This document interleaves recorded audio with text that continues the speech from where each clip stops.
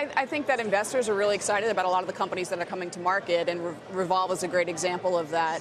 When you look at the companies, especially the ones that are a little bit smaller and earlier in their life cycle, they've had great performance since they've come out. On average, across the board, tech IPOs are up roughly 30%, with a few examples of companies like Revolve and PagerDuty up over 100% from where they priced.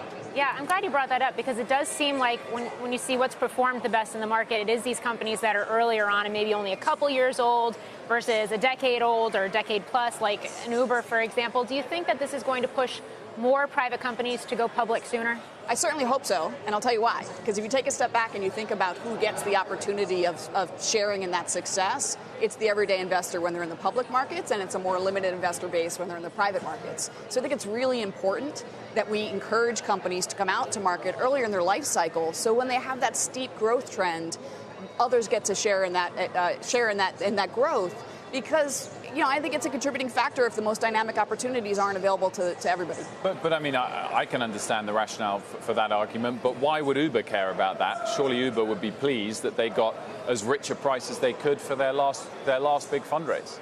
Certainly you hear a lot about social purpose of CEOs and organizations, and I think there is a growing focus on wanting to contribute to society, and making sure that you're offering opportunities to investors, I think, is something private companies can do to make sure that they're giving back to the overall nation. Do you think then we'll see more examples of direct listings? Spotify last year, Slack later this month.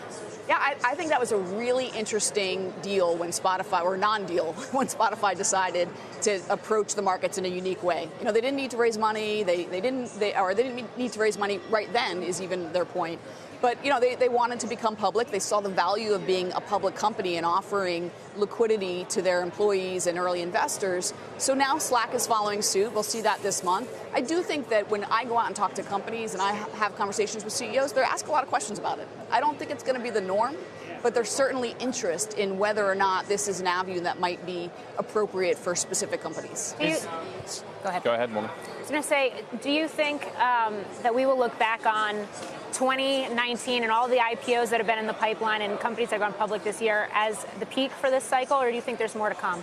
There are still a lot of really interesting companies out there, so I don't think that this is going to be the end of companies coming into the market. And frankly, the narrative has changed. When I go talk to them and hear what they're thinking about, there are many more that are looking to pursue public offerings than I've heard over the past couple of years.